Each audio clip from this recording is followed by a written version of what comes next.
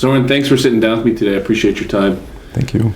Søren, DLF has recently undergone a bit of a rebranding, yes. Moving Trifolium from the name. Can you tell us a little bit about that process and what was the thinking behind it?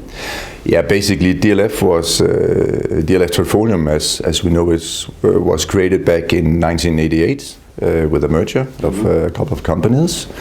And over the years we've been growing organically, but also by mergers and acquisitions. And what happens naturally is that you get different names in a big family. And we thought it was about time now that we created one strong, united name, get the whole family together, and made it more clear to the market. So we ended up with the DLF. Excellent. And so that launch around the globe is no small task. There's a lot of moving pieces. Absolutely, it has been a big task. We started out actually with a customer survey where we investigated what were the perception of DLF, how do the customers perceive us, our employees, our owners. So it has been a pretty big process. Yeah. Excellent. Yeah. Well, and a successful launch, because I think when I can come to an event like this and it actually be talked about, that's a good sign. Exactly. Yeah, but I actually think a lot of people notice it. We have first, of course, we did it internally, a big event all over the world. All the departments were given T-shirts and cakes and all these kind of things. So we got everyone inspired, and now all our employees are talking about it, obviously. And then we launched towards the customers, letters and websites and so on. So it's been pretty good. Excellent. Well, congratulations on a successful launch. Thank you. It's a good thing. In a seed company, it's always crucial to have an extensive pipeline, new varieties coming down. Can you talk to us a little bit about some of the improvements in ryegrass?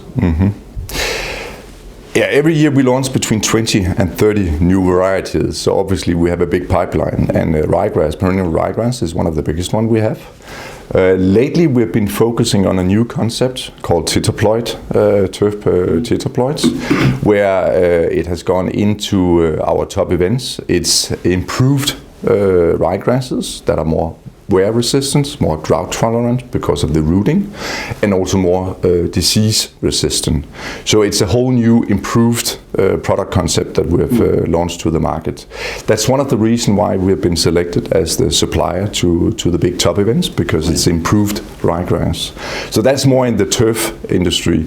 In the forage market, we've been looking at the quality for forages, and especially cell wall digestibility is one of the big topics right now, also called DNDF. So the better cell wall digestibility, the more milk the cows will produce. So obviously that's one of the areas that we're looking into, and we have launched a number of varieties with these unique features with improved cell wall digestibility. There's always lots of moving pieces, and especially when you've got a diverse portfolio like DLF has. Can you talk a little bit about Biotech? Big deal in just about every component of the seed industry right across the globe. Can you talk to us a little bit about how's that impacting the forage and turf sector, and then perhaps how is DLF tackling this animal, so to speak? It's nice wording, animal. Right. Well, a couple of years ago we were actually looking very much into this area in DLF in Europe, but eventually we took the decision to put it on the shelf again due to the political situation in Europe. We thought it would take a very long time before the European politicians would open up for this area. So we decided not to go further into GM, using GM as part of our grass breeding. However, we do use something called genome-wide selection, where we do look at the genome in the plant. Genome-wide selection is known from animal breeding and other plant breeding areas, and we are the only one doing it, as far as I know, in the grass breeding, where we can go in and look at the traits and making sure that we can develop more traits at the same time. And reducing the time of getting products into the market with up to 4 to 5 years. So that would be a fantastic change in the way we bring products into the market.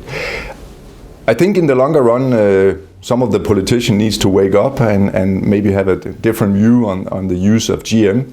We do also know there's someone is starting in US now to look much more into this, and I guess eventually the politician needs to come around again and open more up, because it's needed. Right. So R&D is obviously a big part of the work that you folks are doing. Can you tell us a little bit about how that's structured globally? How is the R&D set up for DLF? Yes. As I started out mentioning, we have acquired a lot of different companies with a lot of different breeding programs, and obviously we have a structure all over the world now. With the center of our R&D is still in Denmark, but then we have center of excellence spread all over the world.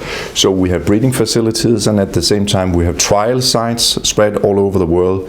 And by having these trial sites, that's also enabling us to test for local conditions, so to speak. And then we have a focus in perennial ryegrass or red fescue or bent grasses or poor pretenses or whatever in different areas of the world.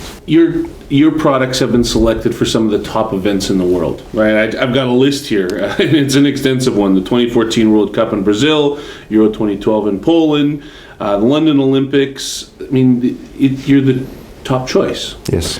So at risk of pandering to my interviewee here, why? Why is DLF chosen time and time again as the provider? Back in 2010, when the World Cup was going on in South Africa, 2 years prior to that, we actually entered into a sort of a competition of being selected, being the supplier of the World Cup at that time. And that was the first time where we really hit it. And since then we have learned how to maneuver around in this world. It's a little bit different. Sure. A lot of trialing, a lot of contacts locally. We know where the next World Cup will take place in Russia, for instance. We know about the UEFA 2016. So we are preparing for this, obviously. Trialing our varieties, being very close to the local organizing committee. And I guess also now the references from what we have done before gives us sort of an image that we can accomplish these kind of things. Going both from South America to Russia to Poland, Ukraine, wherever it is, we do have the varieties suited for that particular. And then adding on our new concept, the 4-turf concept, that brings unique features. And I guess they realize that, the different groundkeepers, and trust our concepts. What can you talk a little bit about those features? What actually makes the difference? The difference is wear resistance, tolerance to diseases, and so on and so forth. So it's very much linked to the actual stadiums and the way they use the grasses and how they cut it, and all down to the small features around the local differences, I would say. So the turf gets treated like the athletes do. You need the right application in the right place at the right time. Yeah, and the right temperature, and the right soil, and the right... Yes. Lots of moving pieces. Yes, lots of moving absolutely. Pieces. The forage and turf sector, like every other sector in seed, has some challenges. What would you say are some of the top challenges, and maybe how's DLF tackling some of that? Currently, I would say that within forage, the milk prices and the whole milk industry is challenged hugely by the macroeconomic situation, Russia, China, and so on. And what we have seen is that the milk prices have been dropping tremendously to a very low level, making it very difficult to be a dairy farmer today. And that is having a big impact on the forage industry in general, even though that the prices have increased a little bit the last couple of weeks, which is nothing compared to where it should be. So we do know a lot of dairy farmers are losing money these days, and that's one of the biggest challenges that we see right now in the forest industry, if you ask me. I do think, though, that this is a short-term issue. It should be that the supply and demand will get back into the normal levels, and hopefully during 2016 we'll see a normal level. So that's one of the biggest ones we see right now. In turf, professional turf or consumer, I don't think that we have big issues as such. Actually, the consumer market is normally quite okay, I would say. Yeah. Professional turf, especially in Europe, have turned around after 2008-9 crisis. Now it's getting back into the normal level in some countries, also because the governments are investing heavily in bigger projects like highways and so on and so forth. So that's a little bit more positive, I would say, in the turf market. Then obviously, I think when the Americans will look into this, they will say, well, now we have a currency between the US dollar and the euro and so on. So I think maybe some of the balances are shifting around these years. Maybe the European producer are selling more seeds into China and to US. And you know, that's how it is right now. Absolutely. Right. That's excellent. You know what? I congratulate you on how well things are going for DLF. Look forward to chatting with you again very soon, and thank you for your time. Thank you.